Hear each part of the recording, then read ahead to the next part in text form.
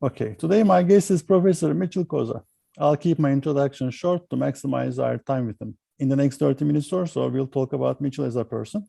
Professor Koza is a thought leader and an esteemed scholar, and finally is a mentor to many PhD students and junior faculty. For the sake of time, I'll skip many of his accomplishments and give you a very quick snapshot. Professor Koza is a member of the Senior Advisory Board of the Global Strategy Journal. He spent almost 2 decades as an expatriate, as Director General and Professor of International Strategy at INSEAD. He was the founding director of the Center for International Business at the Cranfield School. He has served on the board of directors of EGOS and sat on the Quality of Markets Committee of the Philadelphia Stock Exchange. Koza was a co-founder and chair of the Global Strategy Interest Group of the SMS and founding director of the Interest Group's Junior Faculty Workshop. He is or was active as an editorial review member or held various editorial positions at Global Strategy Journal, SJ Magazine, Metamorphosis, the Journal of Management Inquiry, JIBS, and OrgScience. Mitchell's work has been published in the major academic and practitioner outlets. His work also appeared in business press and magazines, have been translated into 8 languages. Thank you, Mitchell, for joining us. Thank you for having me, Ilgaz. First question, what did you want to become when you were a child? I grew up in the period in which the so-called space race was occurring. I remember vaguely when Alan Shepard first went up following Yuri Gagarin from the Soviet Union. And like many young kids at that period, what I wanted was to be an astronaut. I didn't realize there was a relatively small number of positions. Can you pinpoint the earliest time that you can say that there's this domestic versus international difference? It's interesting that I really was not aware of this until relatively late. I was trained in the US. I grew up in the US, took my first academic position at UCLA, and went to visit at INSEAD for what I thought would be a year or two. And I was absolutely overwhelmed with how fascinating it was. It was just the period at which Europe as a political entity was emerging. And so many of the issues I had been trained in sociology were directly relevant to issues of strategic management. In the US, of course, what you observe as strategic management or strategy is primarily driven by interests in economics, industrial organization economics, et cetera, et cetera.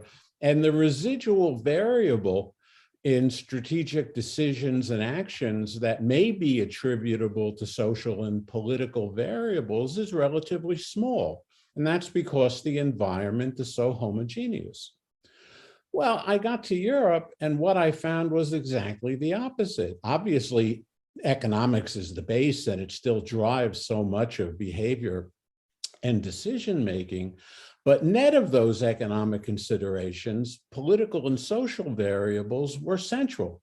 That residual variation was actually much larger.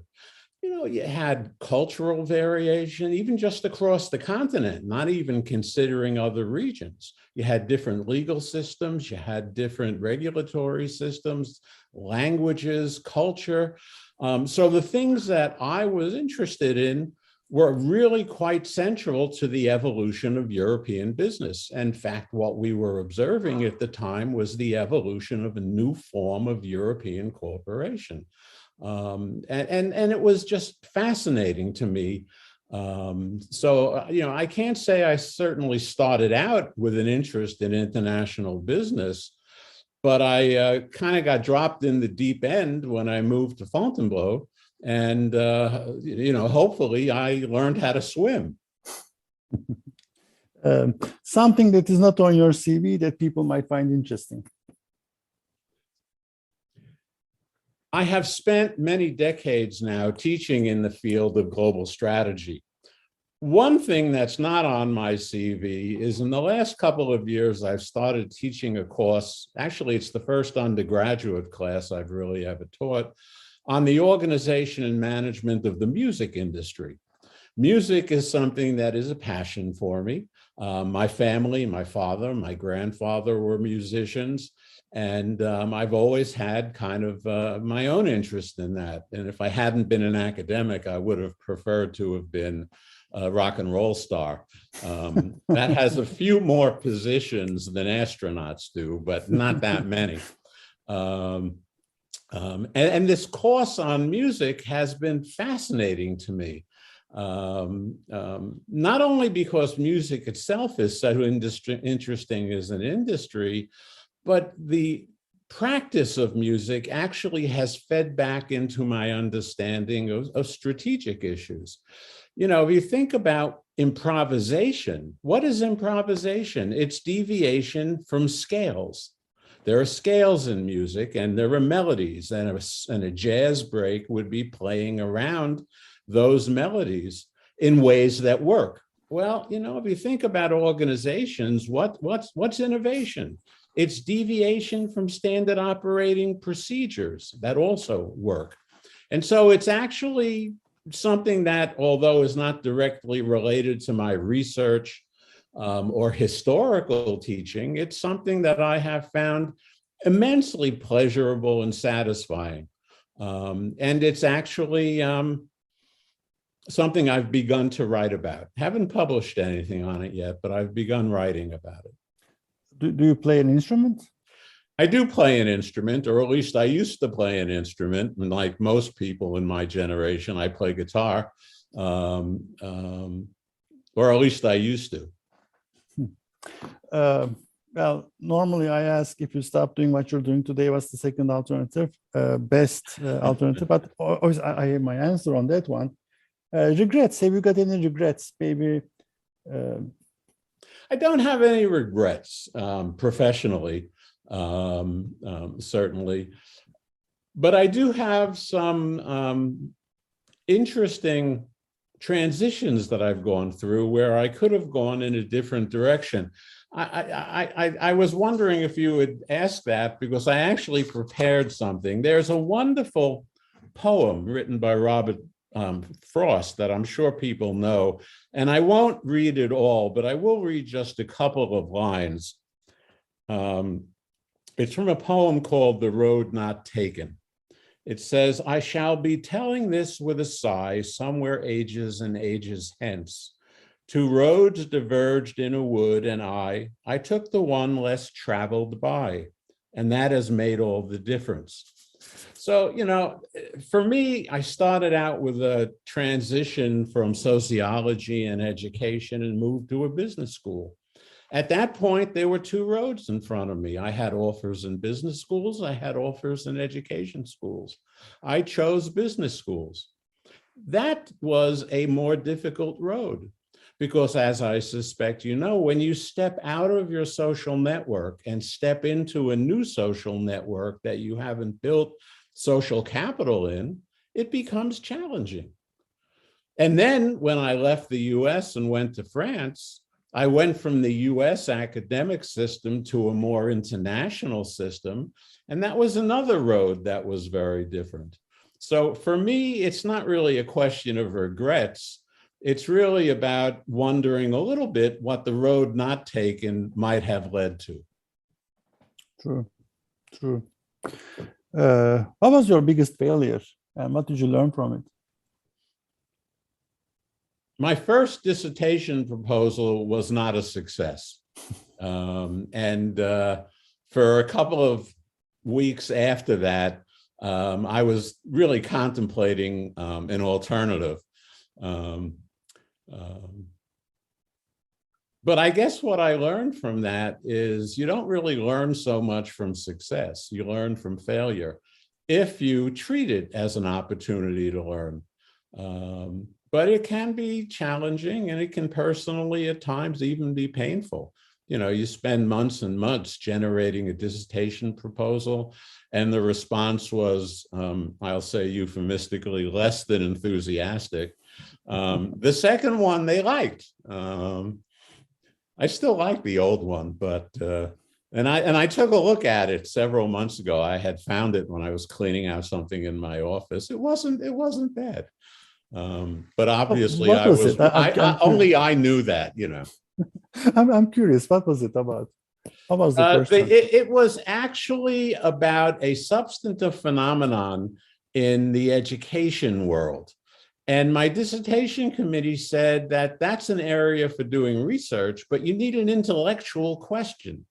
And the intellectual question is the more important issue because it helps you to think through essentially how you're going to, you know, to what sample are you generalizing your findings?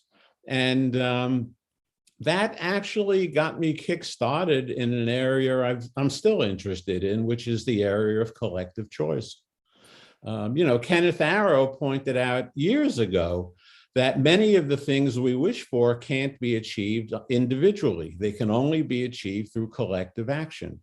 But as soon as collective action is required, compromise becomes part of the landscape. That means decisions are suboptimal for people, and you have to think about ways of what the lawyers would call bonding those decisions. And I've gotten fascinated by strategic alliances and other forms of cooperation, trying to understand when they emerge naturally, when they emerge only through being engineered, and how you literally make them stable.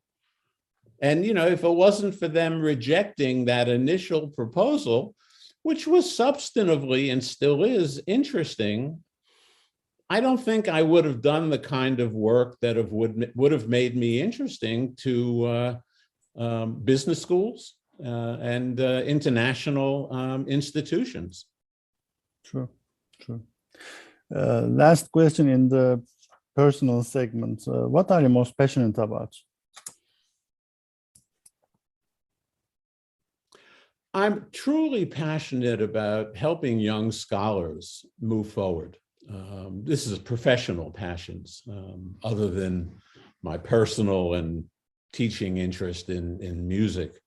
But, you know, I have seen too often that in the evaluation process, not only the formal process, but the informal process, people become very involved in trying to help people correct things that are not the way they perhaps should be. And what I have found over and over again is that if you find people to support, that's really very satisfying. I had an instance not long ago when I strongly recommended to one of my colleagues, junior colleague, to go up a year early. And that was because you could see the record was there, and you know the person needed a little stroking, and that was something that was not as evident as I think it should be. And I think in general, we've really focused more on evaluation than on coaching. And I think the coaching piece is really quite critical. Thank you.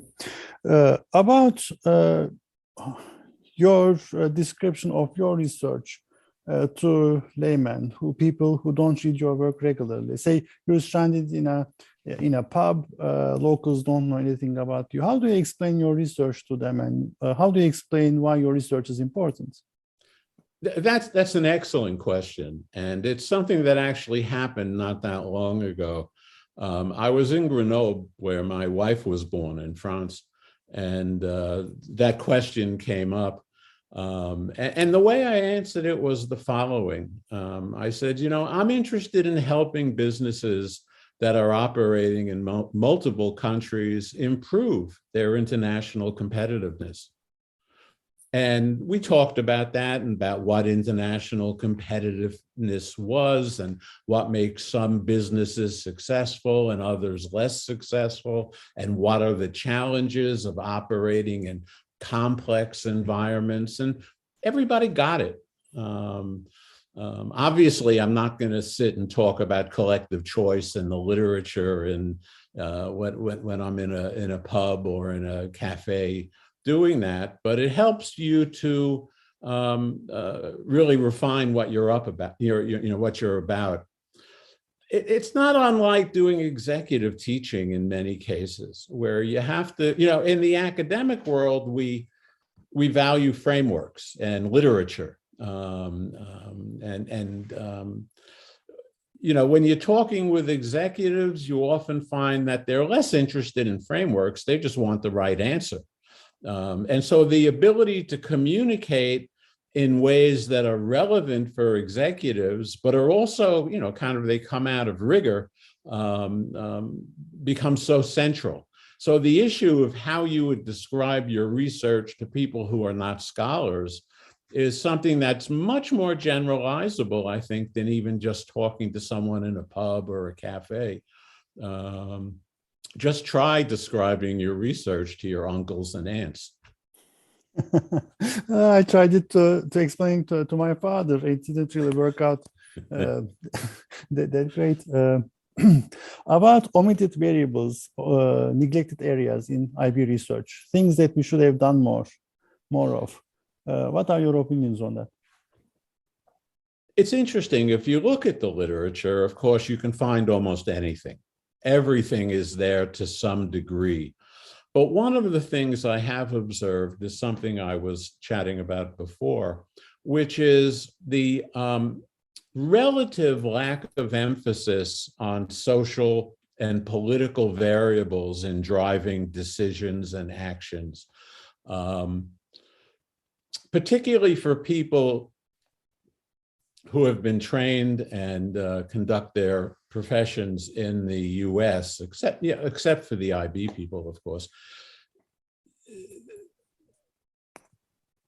They understand this intellectually, but really haven't seen personally the complexity of this. I mean, we have a great diverse society here in the US, but it's remarkably homogeneous in terms of language, legal systems. We actually have a uniform commercial code that goes across the country. So I would like to see not only in international business, but actually in strategy more generally, that as a complement to the more economic side of the house, that sociology and political science are seen as contributors and have a seat at the table. And I can see that. And about creativity in research, when your mind is basically in a state of idle curiosity and you're thinking about new things, new topics, new angles, how does this process work for you? I think it's probably an emergent process. Connections are made subconsciously, which provoke new ideas. And then ex post, we go back and relate it as a rational process that our ideas grew out of the literature. It's iterative, of course. It's not one or the other. But I do think it has to do with connections, which is why personal experience is so critical in driving our research agendas. Coming out of graduate school, you felt, at least I felt, kind of muscle bound in the literature. I mean, that's what we were trained in, the literature and methodology. But it's personal experience that really drives new ideas, new thoughts, new research projects. Mitchell, well, it's been a couple of years since your dissertation, and a new PhD student comes to you, and he's not passionate about anything yet. He's unsure about what to do in IB or even in international management. So he's asking for advice on making you look into a crystal ball to make a prediction about what's going to be the next big question 5 to 10 years from now on. What's your advice to work on as a dissertation topic? That's an interesting question. And I say it's interesting because one of the things I have observed in interviewing candidates for positions is, to some degree, the lack of a big question. not so much the lack, but a focus more on method, literature, et cetera. We went through a period after World War II where the big question really was the sources of integration and differentiated systems. What were the sources of order? And for 50, 60 years, all of the social sciences, not only in international business, the sources of order became so critical. And we went through wave after wave of intellectual agendas and research around different ways in which order was number one, challenging, and number two, resolved. It started, of course, in many different areas, but certainly it comes out of Simon and his interest in subunit process, works its way through Blau, who raised the question specifically of sources of integration and differentiated systems, all the way through, I guess, Bartlett and Ghoshal and their discussions of the transnational as a way of creating order in remarkably complex international business environments. But at some level, that question hasn't evolved quite as fast as the so-called solutions have. So I think the issue really is not so much what advice I would have, someone who is really at the tail end of a career to some degree, but to try and find out what is it that's so motivating to them. We're seeing an awful lot of interest in reputation, in gender, in racial issues, inequality, and those are empirically fascinating and important phenomenon. But what I would like to see is what's the intellectual question that those arenas allow people to look at. And obviously, international business is an area in which they can become remarkably relevant. And of course, we are uniquely adapted at looking at them because we're so used to looking at diversity, if nothing else, in national systems. True. I mean, we started talking about evolution. I mean, you started talking about the evolution of IB. And going forward, I asked this thing to a couple of my guests about where they see this globalization versus nationalization or populism, whether they see still a continued emphasis on globalization. What's your take on it? We are seeing, as you so rightly point out, significant tension between those that support increasing globalization and those that are more nationalistic in their orientation. And I think of it as a tension between those that see business as, quote unquote, a long revolution in which things are getting better and better and more progressive, and those that see business in terms of loss of jobs, outsourcing of these positions to other countries, loss of the kind of affluence that we had in the post-World War II period in the US. And this tension between loss and the long revolution is something that we are seeing played out not only in business, but certainly in politics also. So I think what we're going to see is a continuing tension there.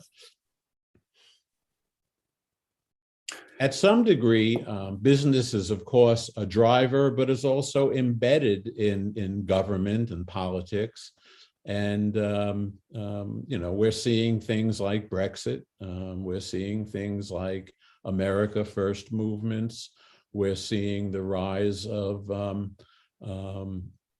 nationalistic movements across other countries. And I think we're going to see more and more of that.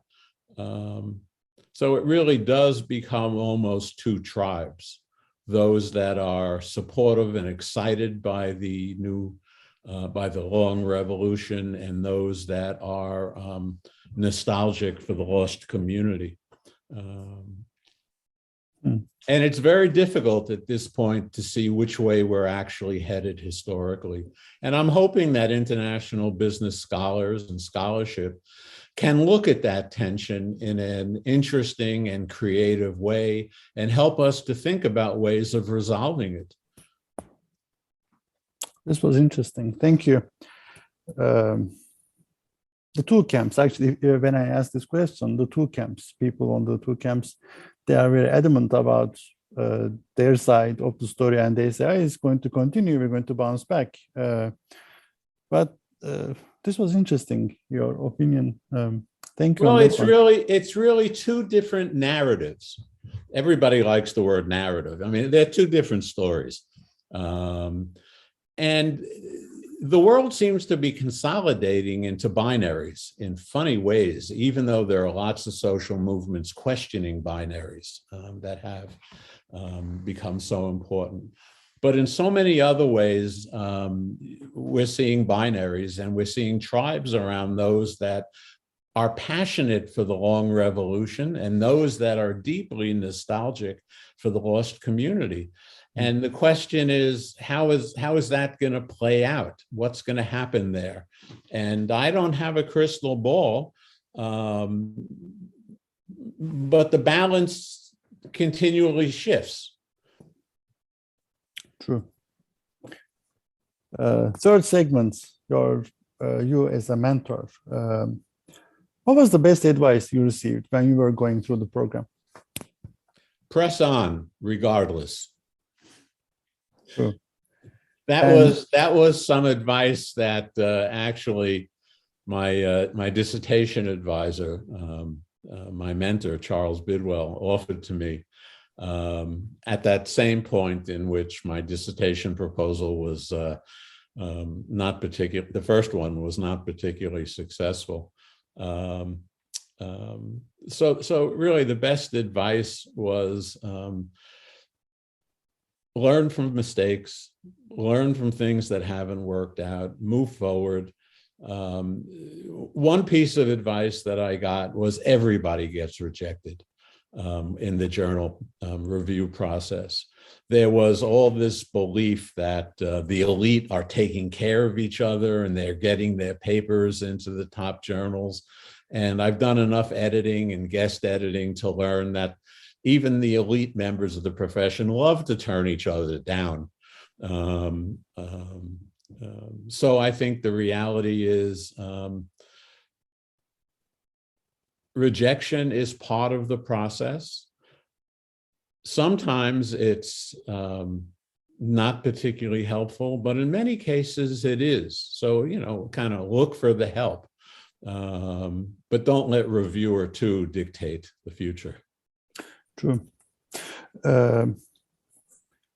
You're in a unique position because not only you've seen PhD students along this journey, but you were very active with the junior faculty through the workshops and these programs.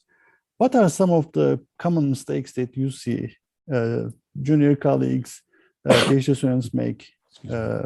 Things that they do that they shouldn't, but not to do. I think the greatest challenge is the fact that so many of the junior faculty, they're very well trained. They know the literature, they know the methodology, they're very rigorous. But what I observed in doing the junior faculty workshops for the Strategic Management Society Global Strategy Interest Group was that it was very difficult for them to articulate what their insight was that was driving their research. When I first started the process and people were coming and they were going to present their papers and we were going to do critiques, I gave them an assignment. I said, don't come and present your paper. Just come and give us 2 or 3 sentences on what the insight was that was driving the research. What did you come up with that was new? What was something that was really important? I don't want to hear about the p-values on your regression equations. I don't want to know about, the residual values and the dependent variables on your cross-leg panel correlations. What I really want to know is what's the insight. And people had a remarkably difficult time articulating in just a couple of sentences what the insight was. And of course, when you go into the business world, I mean, strategy, what matters most is seeing daylight, seeing that one idea that's unique. Then you have to execute it, you have to elaborate it, et cetera, et cetera. But without the seed, there's no tree to grow. What's the trick? I mean, you were very successful in writing your research or explaining your research to businesses. To practitioners. What's the trick in writing those type of output papers? I think the most important thing when you're talking to a non-academic professional audience, to executives, for example, is to literally try your ideas out in an executive ed classroom. So many schools treat executive ed as if it's purely a moneymaker.